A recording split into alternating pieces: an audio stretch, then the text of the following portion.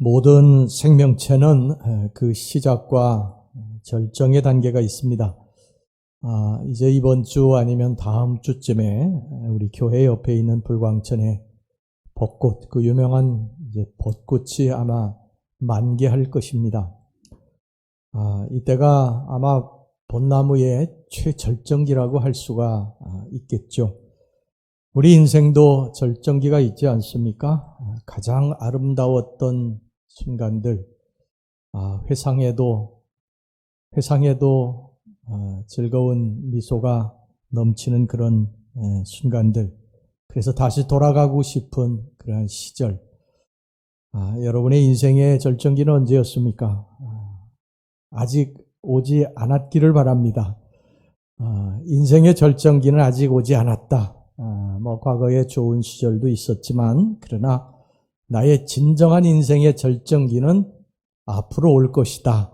여러분, 앞으로 올 줄로 믿습니다. 더 좋은 인생의 절정기가 기다리고 있을지도 몰라요. 꽃도 늦게 피는 꽃이 있어요. 제가 전에도 말씀드렸습니다만, 제가 여의도 살 때 그 아파트 입구에 벚나무가 두 그루 있었는데, 한 그루는 일찍 펴서 일찍 치고요.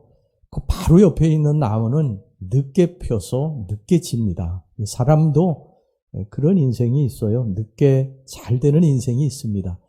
인생의 최절정기가 여러분들 이제 기다리고 있으니까요. 잘 될 것을 믿고 그렇게 열심히 주님 붙들고 나아가시기를 바랍니다. 좋은 그 인생의 절정기가 왔다고 저에게 좀 연락을 좀 주시는 그런 일이 일어났으면 좋겠습니다. 자, 여러분, 예수님의 인생의 절정기는 언제였을까요? 예수님께서 진리를 선포하셨을 때, 수많은 사람들이 모여서 환호성을 질렀을 때, 산상수훈의 교훈을 말씀하셨을 때, 또 죽은 자를 살리시고 병든 자를 고치시고 귀신을 쫓아내셨을 때, 무리를 걸으셨을 때, 오병이의 기적을 행하셨을 때 언제일까요? 예수님의 인생의 절정기는 십자가에 의해서입니다. 십자가, 죽음의 순간이 예수님의 인생의 절정기셨습니다. 예수님은 이미 태어나실 때부터 죽기로 계획된 길을 가신 분이세요. 우리 인생은 그렇지 않죠. 우리 인생은 태어나서 조금 더 행복해지기 위해서, 아름다운 꽃을 피우기 위해서 많이 공부하고, 또 미를 가꾸고 저축을 하고 승진을 위해서 달려가고 사업을 확장하고 사업에 매달리고 우리 그러지 않습니까? 그런데 예수님은 태어나실 때부터 이미 죽음을 예견하고 죽음을 각오하시고 걸어가셨던 길이셨어요. 참으로 비참한 것이죠. 예수님은 십자가에 달리실 날, 그것이 가장 인생의 절정기였지만 아이러니컬하게도 가장 고통스러운 순간이었던 것이죠. 예수님이 그 길을 이제 걸어가시고 십자가에서 모든 것들을 이제 다 이루시고 그리고 아버지의 품으로 이제 돌아가시게 됩니다. 이것은 이제 성경에 약속된 것이죠. 여러분, 이사야 선지자가 예수님이 고운 모양도 없고 풍채도 없이 오로지 우리의 죄를 담당하기 위해서 이 땅에 오셨다고 기록을 하고 있습니다. 이사야서 53장 2절에서부터 3절까지 우리 다 같이 한번 읽어보겠습니다. 시작. 그는 주 앞에서 자라나기를 연한 순 같고 마른 땅에서 나온 뿌리 같았소. 고운 모양도 없고 풍채도 없은즉 우리가 보기에 흠모할 만한 아름다운 것이 없도다. 그는 멸시를 받아 사람들에게 버림받았으며 간고를 많이 겪었으며 질고를 아는 자라. 마치 사람들이 그에게서 얼굴을 가리는 것 같이 멸시를 당하였고 우리도 그를 귀히 여기지 아니하였도다. 예수님은 이 쓴 잔을 거부하지 않으셨습니다. 예수님의 죽으심은 너무나 위대하고 숭고한 죽음이셨기 때문에 역사 속에서 수많은 작곡가들이 예수님의 순환을 곡으로 만들어서 사람들에게 들려주었는데 수백 년이 지난 지금도 우리는 그 예수님의 순환곡을 들으면서 예수님의 그 고통, 고난을 생각하곤 하지요. 자, 이제 예수님의 죽으심이 오늘날 나에게 주는 의미가 무엇일까? 과연 2000년 전에 죽으신 예수님의 십자가의 죽음이 나와 무슨 관계가 있는 것일까? 하는 것을 예수님의 십자가에서 말씀하신 그 7마디의 말씀, 이것을 우리가 이제 보통 가상칠언이라고 부르는데요. 이 가상칠언의 말씀을 이제 통해서 은혜를 좀 나누겠습니다. 이 가상칠언, 십자가에서 하셨던 7마디의 말씀이 오늘 첫 번째 누가복음의 본문의 말씀에 아버지 저들을 사하여 주옵소서, 이것이 첫 번째 말씀이고요. 그 다음에 두 번째, 오늘 내가 나와 함께 낙원에 있으리라. 예수님의 좌우편에 달린 강도를 향해서 예수님께서 하신 말씀이고요. 아들이니이다. 요한에게 예수님이 육신의 어머니를 맡기면서 아들입니다. 이제 내 대신 아들 노릇을 할 사람입니다. 그런 뜻이에요. 그 다음에 이제 엘리 엘리 라마 사박다니, 이게 이제 아람어거든요. 아람어. 그 당시에 유대인들이 쓰던 아람어. 엘리 엘리 라마 사박다니, 나의 하나님 어찌하여 나를 보이시나이까. 이 외마디 비명을 지르시고 돌아가셨죠. 그 다음에 예수님께서 내가 목마르다 이렇게 말씀을 하셨고요. 그 다음에 다 이루었다. 아버지 내 영혼을 아버지 손에 의탁하나이다. 그리고 십자가에서 달려 돌아가셨죠. 이게 이제 가상칠언인데요. 이것이 각 복음서에 이제 흩어져서 나오는데, 오늘 누가복음의 본문의 말씀, 여기는 이제 한 가지, 이 가상칠언 중에 한 가지 말씀이 나오고, 이제 다음 주에 또 한 가지의 말씀, 우리가 고난주안을 보내면서 또 한 가지의 말씀을 이제 살펴보기로 하도록 하겠습니다. 자, 첫 번째 예수님께서 십자가에서 하신 말씀은 아버지 저들을 사하여 주옵소서, 이런 말씀입니다. 사하여 주옵소서, 용서해달라고 하는 말씀입니다. 용서해달라고 하는.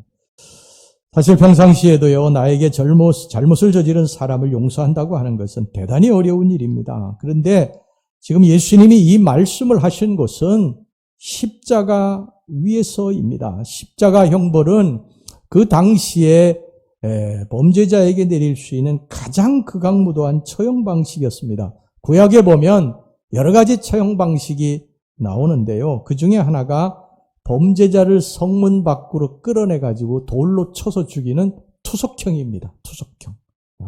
돌로 쳐서 죽여요. 돌로 쳐서. 뒤에 손을 묶고 땅속에 반쯤 묻어가지고, 제가 언젠가 한번 여러분들 설교할 때 그 화면으로 보여드렸죠. 그렇죠? 그렇게 해서 이제 돌을 던져서 죽이는 투석형. 그 다음에 로마 시대 때는요, 화살을 쏴서 죽이기도 하고, 그 다음에 그 작두 같은 것으로다가 목을 베서 죽이기도 했습니다. 어떻게 보면 이것이 더 잔인한 방법 같기도 하지만 아닙니다. 이 십자가 형벌에 비하면 이거는 아무것도 아니에요. 이거는 그냥 순간의 고통으로 그냥 끝나는 그런 죽음이지만, 이 십자가 형벌은 그게 아니에요. 십자가 형벌이 어떤 형벌이냐?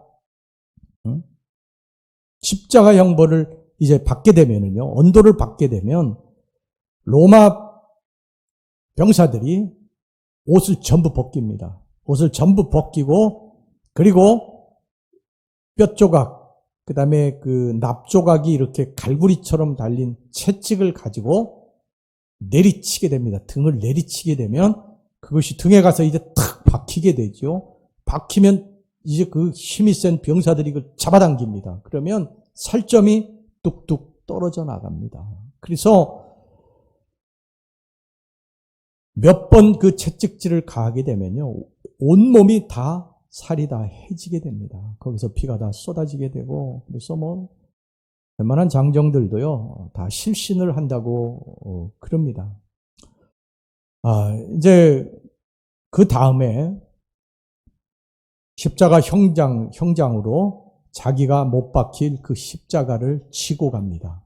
예수님도 그 십자가를 지고 가셨죠. 그래서 그 십자가를 지고 가시는데 너무 많은 피를 흘리셨고 쇠잔해지셔서 그걸 도저히 질 수가 없었어요. 그래서 지나가던 그 구레네 시몬, 이 구레네 시몬은 흑인입니다. 북아프리카에. 그 구레네 시몬을 불러가지고 그것을 지우도록 했죠. 그래서 예수님의 십자가를 대신 지고 이제 형장으로 끌려 갔습니다. 그래서 예수님이 이제 거기 이제 눕히게 되는데, 죄인을 십자가에다가 이렇게 눕히고 이제 못을 박는데, 먼저는 양손에다가 이제 못을 박습니다. 근데 양손에 박는 못은 지금 우리들의 그런 그 못이 아니에요. 그 당시에 못이 발견이 됐는데, 이 철을 갖다가 깎아가지고 사각으로 만들어가지고 엄청나게 큽니다, 못이.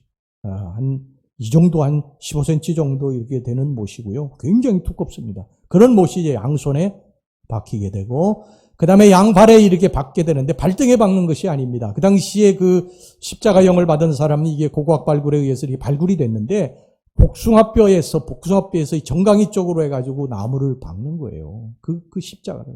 그게 발견이 됐어요. 그 정강이하고, 그 복숭아뼈하고, 그게. 그렇게 박았습니다. 예수님도 그렇게 틀림없이 박히셨을 것입니다. 그렇게 박히셔서 이제 조금만 움직이면요, 온 신경이 이 못이 박힌 곳에 고통을 줍니다. 그리고 그때부터 이제 물과 피를 쏟기 시작을 하지 않습니까? 그러면 날짐승들이 피냄새를 맡고 와가지고 얼굴을 쪼고 특히 눈알을 파먹었다고 그래요. 눈알을. 날짐승들이. 예수님도 똑같이 그런 고통을 당하신 것이죠. 그 다음에 이제 물과 피를 쏟아내게 되면 어떻게 됩니까? 갈증이 생기게 됩니다. 갈증. 이루 말할 수 없는 갈증이 생기게 되죠. 저도 어릴 적에 초등학교 다닐 때 코피를 많이 흘렸는데, 코피 흘릴 때 흘리고 나면 이게 코피가 잘 안 멈췄어요. 제가 어릴 때 왜 그랬는지. 그러면 코피를 그냥 한참 흘리다가, 그러면 갈증이 그렇게 날 수가 없어요. 제가 지금도 기억하고 수도가에 가가지고 물을 이게 틀어놓고 계속 마셨던 그런 기억이 있습니다. 갈증이나, 예수님께서 그러셔서 뭐라고 그러셨습니까? 내가 목마르다. 그렇게 말씀하시지 않으셨습니까? 그렇게 이제 며칠의 시간이 가느냐면요, 보통 일주일, 십자가에서 일주일, 그리고 열흘, 길게 가는 사람 보름까지도 간다고 그럽니다. 그러니 여러분, 그 보름 동안에 조금씩 물과 피가 쏟아지면서 날짐승들이 또 신경이 온 고통을 주고, 그러면서 서서히 죽어가는 질병이 바로 이 십자가 형벌이었던 것입니다. 그런데 이 십자가 형벌을 받으시면서 보통 사람들은요, 이때 십자가 형벌을 받으면은요, 막 자기를 이렇게 만든 그 사람들, 자기를 십자가에 못 박은 사람들 저주하고 욕하고 뭐 그런다는데, 예수님은요, 여기에서 위대한 말을 하시지 않습니까? 아버지, 저들을 용서해 주시옵소서. 저들을 용서해 주시옵소서. 위대한 선언이지요. 자, 오늘 이제 이 말씀, 예수님께서 아버지, 저들을 용서해 주시옵소서, 사하여 주옵소서, 이 말씀을 통해서 같이 은혜를 나누도록 하겠습니다. 첫 번째 예수님이 하신 말씀, 아버지, 아버지, 아버지. 아버지라고 불렀습니다. 아버지. 예수님이 가장 고통을 당하실 때, 인생의 가장 고통과 괴로움의 순간에 아버지를 불렀다는 거예요. 여러분, 우리들이 살면서 힘들고 어려울 때가 있지 않습니까? 가장 힘들고 어려울 때 누구를 여러분 부르십니까? 누구를 머릿속에 떠올리세요? 예수님은 그 가장 힘들고 어려운 때에 아버지를 부르셨는데, 그 아버지를 부르신 것은 예수님께서 평생토록 하나님과 동행했다고 하는 것을 말씀하는 거예요. 예수님은 새벽에도 기도하셨고 밤에도 기도하셨어요. 그리고 힘들고 어려울 때마다 하나님을 찾고 기도하셨습니다.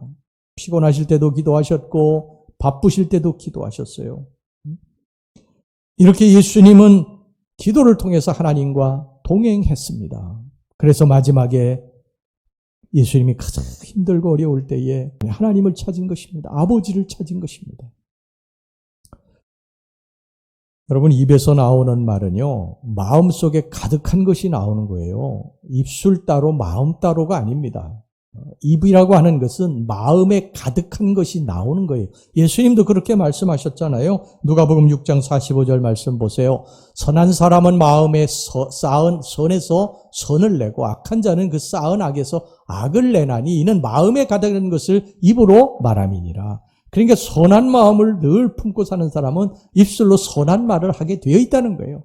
악한 이 말을 하는 사람은 마음속에 악한 생각을 많이 품고 살기 때문에 악한 말을 한다는 것입니다. 우리 마음에 하나님의 은혜로 가득 차 있으면요, 나도 모르게 찬송이 나오게 되어 있고요, 감사하다고 하는 말이 나오게 되어 있어요. 누가 시키지 않아도 감사합니다. 감사합니다. 그리고 자기도 모르게 찬양이 나오게 되어 있습니다. 내 마음속에 세상에 대한 불만, 사람에 대한 불만으로 가득 차 있으면요, 나도 모르게 막 불평불만, 욕이 막 나오게 되어 있어요. 그것은 어찌할 수가 없어요. 마음속에 있는 것이 나오는 것입니다.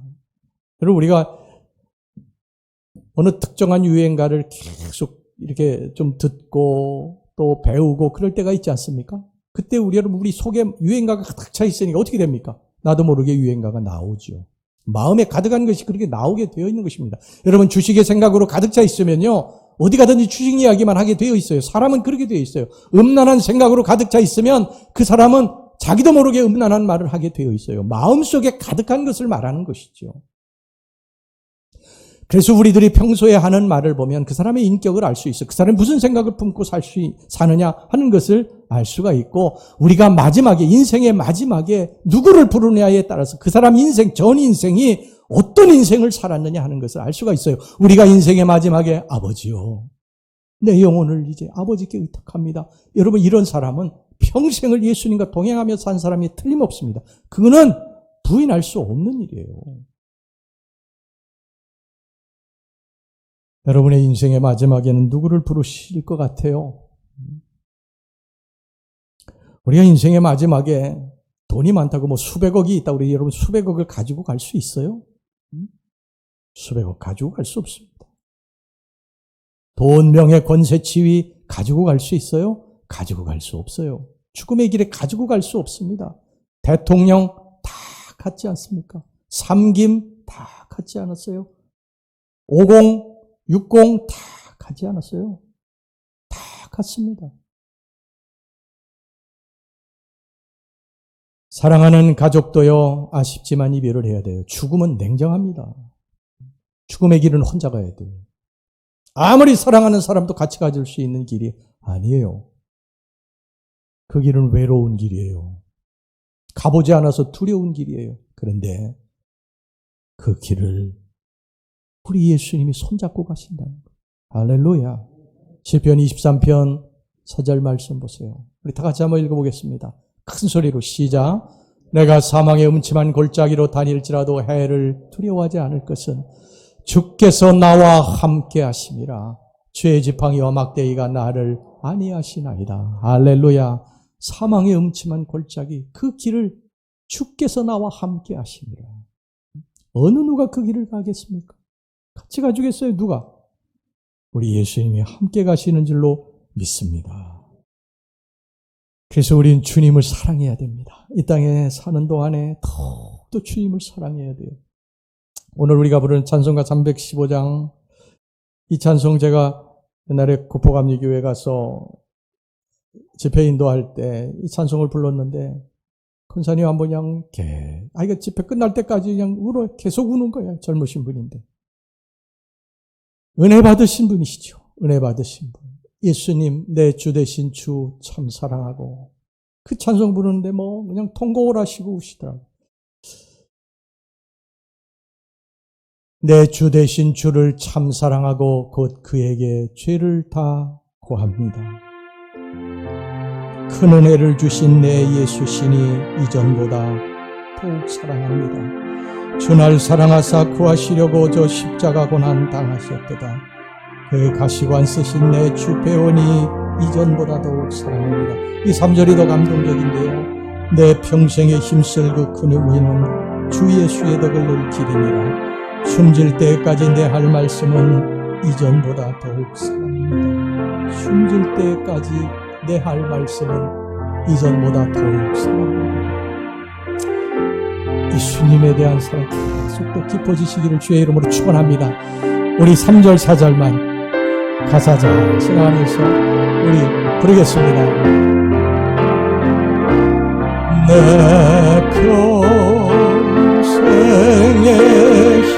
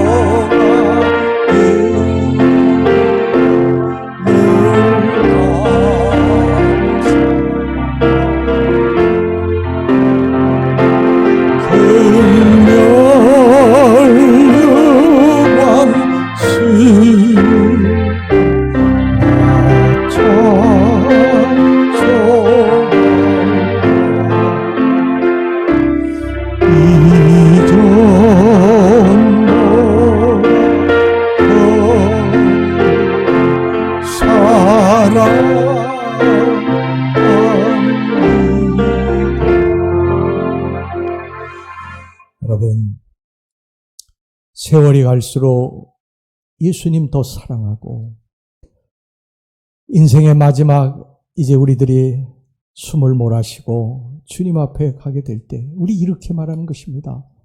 아버지, 내 영혼을 아버지께 이제 의탁하나이다. 그리고 내 주님 손 붙잡고 죽음의 길을 건너 주님의 영원한 나라로 가게 되는 줄로 믿습니다. 여러분, 이것이 우리들이 이 땅에서 예수님 사랑해야 될 이유입니다.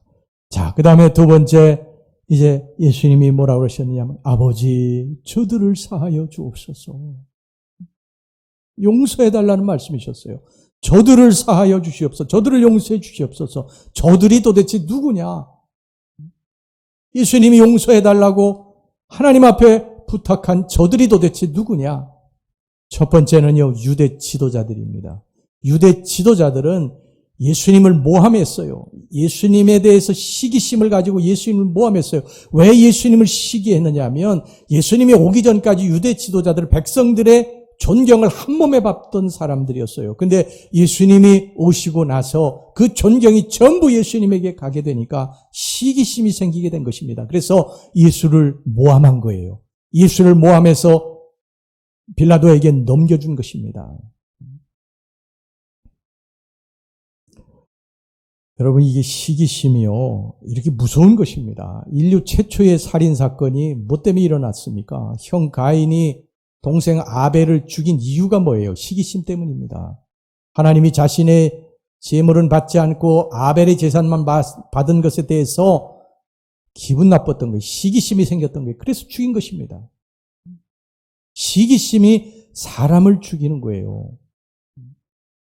여러분, 세상에서 유일하게 시기심이 없는 그런 관계가 어떤 관계인 줄 아세요? 부모 자식 간의 관계입니다. 부모는 자식이 잘 되면 시기심이 생겨요, 안 생겨요? 안 생깁니다. 안 생깁니다. 정신이 이상하지 않은 정상적인 부모라면 안 생기죠. 자식이 잘 되는데 여러분, 어떤 부모가 시기심이 생깁니까? 자식이 잘 되면 어때요? 너무 기쁜 게 부모예요. 하나님은 우리의 영적인 아버지십니다. 그래서 우리들이 잘 되는 것을 너무 기뻐하시죠. 우리들에게 좋은 것을 항상 주시기를 기뻐하시고, 여러분 기대하시기 바랍니다. 우리 인생의 최절정기는 하나님이 주실 이제 분명한 기회가 있습니다. 그때를 기대하시기를 바랍니다. 여러분, 목사도 여러분들에 대해서 시기심이 없어요. 목사를 이게 가톨릭에서는 father라고 하거든요. father. 영적인 아버지의 영적인 부모입니다. 그래서 여러분들을 위해서 배후에서 기도하고, 여러분들이 잘 되면 그렇게 기쁠 수가 없어요. 목사는 정말 제가 잘 된 것처럼, 제 자식이 잘 된 것처럼 여러분들이 잘 되면요, 그렇게 기쁠 수가 없어요. 정말 시기하지 않습니다. 정말 일의 일도 시기심이 없어요. 여러분 잘 되는 것에 대해서. 그러니까 여러분들 좋은 소식, 잘 됐다고 하는 소식을 좀 저에게 계속 들려주시기를 바랍니다. 그 다음에 두 번째, 저들이 누구냐? 유대 백성들입니다. 유대 백성들. 여러분, 유대 백성들이요, 처음에 예수님께서 기적과 이적을 행하실 때 죽은 자를 살리고 병든 자를 고치시고 가난한 자들에게 먹을 것을 주시고 그들을 위로하고 소망을 주실 때는요, 전부 다 호산나 찬송하리로다 주 예수 그리스도시요. 그러면서 막 예수님을 칭송하고 존경하고 박수치고 그랬어요. 근데 예수님께서 겟세마네 동산에서 붙잡혀가지고 질질 끌려갈 때에요, 백성들이 돌변을 합니다. 그래서 예수를 십자가에 못 박으라고, 예수를 십자가에 못 박으라고 소리치지 않습니까? 여러분, 사람이 이래. 사람의 인심이 이래요. 돌변합니다. 돌변해요. 사람에 대해서 여러분 큰 기대하지 마세요. 사람은 믿을 존재가 아니야. 사람은 사랑의 단계, 사랑의 존재죠. 믿는 존재가 아니야. 믿는 존재는 변하지 않는 예수 그리스도 한 분 뿌리신 것을 믿으시기를 바랍니다. 그럼 사람이 잘 되면은요, 오지 말라고 그래도 와, 사람들이. 전화도 계속 와. 그런데 저 사람이 이제 끝났다 그러면요, 전화 한 통 안 합니다.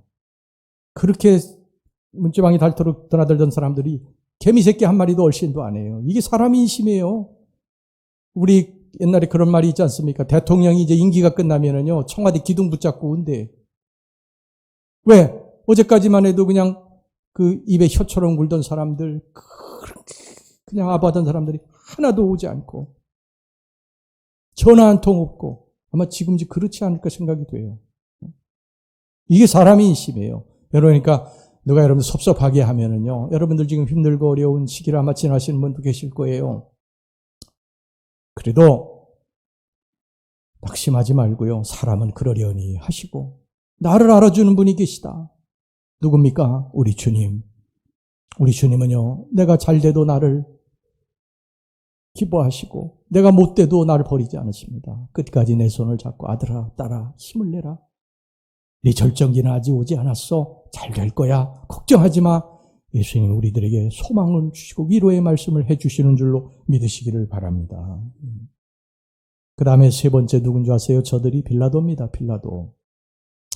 빌라도는요, 로마 총독이었고 법률에 아주 능한 자였습니다. 그래서 고소권이 들어왔을 때, 예수에 대해서 고소권이 들어왔을 때 그것을 검토를 딱 하고 나서 예수가 죄가 없다고 하는 것을 금방 알아차렸습니다. 그래서 이렇게 처음에는 말을 합니다. 누가복음 23장 14절에서 15절 말씀입니다. 이르되 너희가 이 사람이 백성을 미혹하는 자라 하여 내게 끌고 왔도다. 보라, 내가 너희 앞에서 신문하였을 때 너희가 고발하는 일에 대하여 이 사람에게서 죄를 찾지 못하였고 헤롯이 또한 그렇게 하여 그를 우리에게 도로 보내었도다. 보라, 그가 행한 일에는 죽일 일이 없느니라. 이 빌라도는 이미 법리에 능통한 사람이니까 그 고소권 딱 보고서 죄가 없다고 하는 걸 알았고, 이것이 왜 예수가 이렇게 고소를 당했느냐 하면 유대 지도자들이 예수를 시기해서 그렇게 한 것도 이미 알고 있었어요. 보세요. 마태복음 27장 18절 말씀 보세요. 이는 빌라도가 그들의 유대 지도자들의 시기로 예수를 넘겨준 줄 어떻게 했다라고요? 알미더라. 이미 알고 있었어요. 그럼에도 불구하고 빌라도는 백성들의 요구가 거세어지자 다음과 같은 결론을 내립니다. 여러분 누가복음 23장 24절 25절 말씀 보세요. 이에 빌라도가 그들이 구하는 대로 하기를 언도하고, 그들이 구하는 그 언도가 뭡니까? 십자가에 내어주는 것입니다. 십자가형을 언도했다는 거예요. 그들이 요구하는 자, 곧 빌란과 살인으로 말미암아 옥에 갇힌 자 바라바죠. 놓아주고 예수는 넘겨주어 그들의 뜻대로 하게 하니라. 빌라도는 분명히 예수가 죄가 없고 유대 지도자들이 예수를 시기해서 자기에게 넘겨준 것을 알고 있었지만 예수를 십자가에 못 박아버렸어요. 그 이유는 뭐냐면 로마 황제가 밀란이 일어나는 것을 두려워했기 때문입니다. 아주 싫어했어요. 그래서 밀란이 일어나는 지역의 총독, 분봉왕을 갈아치웠어요. 그렇기 때문에 이 빌라도도 자기가 목이 잘릴지 모른다는, 백성들이 이제 막 예수를 십자가에 못 박으라고 소리치는데 그 요구를 들어주지 않으면 자기 목이 잘릴지도 모른다는 그러한 두려움으로 인해서 백성들의 요구대로 그냥 십자가 예수를 넘겨준 것입니다. 죄가 없는 줄 알면서도 그렇게 한 거예요. 사랑하는 성도 여러분, 우리도 혹시라도 그럴 때가 있지 않습니까? 사업을 하는데 내가 예수 믿는 사람이라고 하는 것을 숨겨야지 어떤 이익을 얻는다 생각이 될 때 그것을 은근히 이렇게 가리지 않습니까? 내가 어떤 불이익을 당한다, 예수 믿는 것 때문에 불이익을 당한다 생각될 때에 예수 믿는 것을 숨기지 않습니까? 내가 가지 말아야 할 곳을 가야 되기 때문에 예수 믿는다는 것 자체를 드러내지 못하는 그런 경우는 없어요. 우리의 삶에 이렇게 직간접적으로 예수를 여러분 부인하고 예수를 모른다고 하는 것, 그리고 자기의 이익을 위해서 예수를 버린다고 하는 것은요, 바로 우리들이 빌라도라고 하는 사실을 반증하는 것입니다. 빌라도가 따로 있는 것이 아니라 바로 빌라도가 우리라는 것입니다. 예수님은 그런데 이 십자가에서 이들 다 용서하셨어요. 얼마나 섭섭하셨겠어요.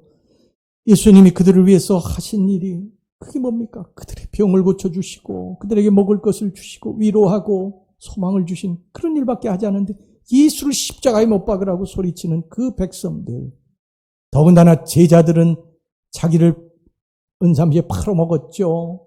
또 한 제자는 예수를 저주까지 하면서 부인했죠. 나머지 제자들은 다 도망쳤죠. 죄가 없는 것을 알면서도 십자가에 못 박으라고 내주었죠. 시기에서 자기를 모함했죠. 이런 모든 사람들 예수님이 아버지 저들을 다 용서해 주시옵소서. 여러분 이게 십자가에서 그 고통을 당하면서 나온 말이에요. 네덜란드의 유명한 간증 설교자가 있죠. 코리 텐붐이라고 하는 여사가 있는데 이분은 이제 그 아우슈비츠 수용소에 끌려가서 죽음 직전에서 가스실 그 직전에서 풀려난 분이십니다. 하지만 함께 체포되었던 언니는 그 가스실에서 죽었어요. 그것을 그 코리 텐붐 여사 다 목격했습니다. 이 죽음의 순간에서 생명을 얻게 된 코리 텐붐과 그의 동생들은요, 이런 질문을 자주 받았다고 합니다. 죽음의 수용소에서 가장 견디기 힘들었던 것이 무엇이었습니까? 그러면 코리 텐붐 여사는요, 이렇게 대답을 했습니다. 저는 가스실 앞에서 모든 사적인 자유를 침해받았습니다. 저희는 온몸에 실오라기 하나 걸치지 못했습니다. 그리고 조롱당하고 학대받았습니다. 그때 여성으로서 지키고 싶은 나의 마지막 자존심까지 갈기갈기 찢겨졌습니다. 저는 단지 옷만 벗겨진 것이 아니고 마음까지 다 벗겨졌습니다. 또 이런 질문을 받았습니다. 그렇다면 어떻게 그 큰 아픔과 상처를 극복했습니까? 코리 텐붐 여사는 그 질문에 이렇게 답변을 했습니다. 저는 십자가상에 예수님이 묘사하고 있는 모든 복음서를 읽고 또 읽었습니다. 또한 역사적인 기록들도 자세히 살펴보았습니다. 그러던 중에 우리가 그림에서 보는 예수님의 허리에 동여진 작은 천조각이 실상은 예술가의 상상의 산물이라는 사실을 알아냈습니다. 사실 예수님께서 십자가에서 처형당하실 때 그분은 작은 천 조각조차 걸치지 않으셨습니다. 제가 죽음의 수용소에 가기 전에 사실은 예수님이 먼저 그곳을 다녀가신 것입니다. 이 코리 텐붐 여사는요, 자신이 성만찬에 참여했을 때 본 동생의 표정을 결코 잊을 수 없다고 고백을 했습니다. 동생은 성만찬에 함께 참여했지만 그 눈빛 속에는 여전히 엄청난 분노가 깃들어 있었습니다. 여사는 동생의 눈에 담긴 분노를 읽었습니다. 동생의 눈은 이렇게 말하고 있었습니다. 언니, 이럴 수는 없어. 저들은 우리의 언니를 죽였잖아. 그런데 어떻게 우리가 성만찬에서 저들을 용서할 수 있지? 그것은 불가능해. 그들은 우리를 발가벗겼잖아. 언니는 그 수치, 그 치욕, 그 분노를 기억하고 있잖아. 언니는 자존심도 없어? 이것만은 안 돼. 여러분, 그 당시에 성만찬은요, 누구를 용서한 사람만 성만찬을 받을 수 있었어요. 지금 우리처럼 성만찬을 한 달에 한 번, 지금 뭐 코로나로 못하지만 한 달에 한 번 받으면서 그냥 뭐 적당히 이렇게 사실 하는데요. 그 당시에는 정말 누구를 미워하면 성만찬을 받지 못하도록 되어 있습니다. 그걸 해결해야만 성만찬을 받을 수 있었어요. 바로 이 이야기입니다. 성만찬을 받아야 되는데 도저히 동생이 자기를 그렇게 한 사람들 용서할 수 없는 그런 상황을 지금 말하는 거예요. 동생은 성만찬 예식이 진행되는 동안에도 두 손을 움켜쥔 채 미동도 하지 않았습니다. 하지만 동생은 기도하고 있었어요. 용서할 수 있는 힘을 달라고 기도했고 드디어 하나님께서 그 동생에게 기도할 수 있는 힘을 주셨다고 이 코리 텐붐이 고백하고 있습니다. 성만찬을 받더라는 것. 그리고 눈물을 쭉 흘리더라는 것입니다. 여러분, 우리가 누구를 용서할 수 있어요? 우리가 누구를 용서했다고 말하고 살 수 있어요? 우리는 내 부모를 죽인 원수도 아니고 나에게 큰 재물에 어떤 손해를 끼친 사람도 아닌데 그냥 미워하지 않습니까? 자기와 마음이 맞지 않는다고 조금 섭섭하다고 등 돌리고 원수처럼 지내고 있지 않아요. 말 한마디 때문에 서로 손가락질하고 비웃고 원수처럼 살아가는 게 우리 아닙니까? 우리가 무슨 용서를 할 수 있겠어요? 우리 힘으로 이건 도저히 불가능합니다. 가능합니까? 누구를 용서한다는 게 가능해요? 가능하지 않아요. 우리 힘으로는 도저히 가능하지 않아요.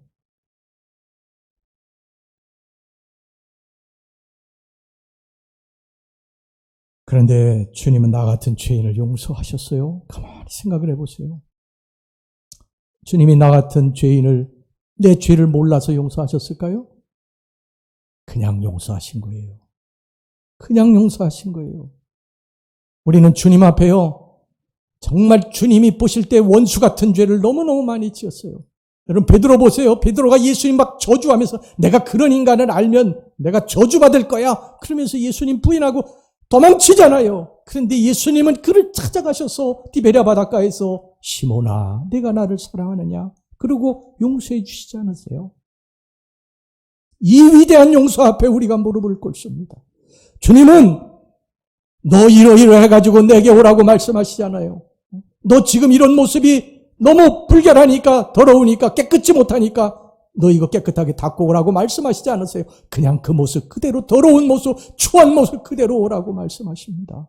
그리고 우리가 그 말씀에 주님 더럽고 추한 부끄러운 모습 그대로 주님으로 앞으로 나왔습니다. 그럴 때 주님이 내 손에 용서의 선물을 쥐어주십니다. 받으시기 바랍니다. 그 용서를 받아들이시기를 바랍니다. 우리의 과거가 어떠했던지 간에 우리가 주님 앞에 나와서 주님 잘못했습니다. 저를 용서해 주시옵소서. 그러면 주님이 여러분의 용서의 선물을 주십니다. 그러면 그 용서를 받아들이세요. 그리고 이제 그때부터 위대한 고백이 시작이 됩니다. 주님, 나 같은 죄인을 용서하신 내 아버지, 이제 나도 용서하며 살겠나이다.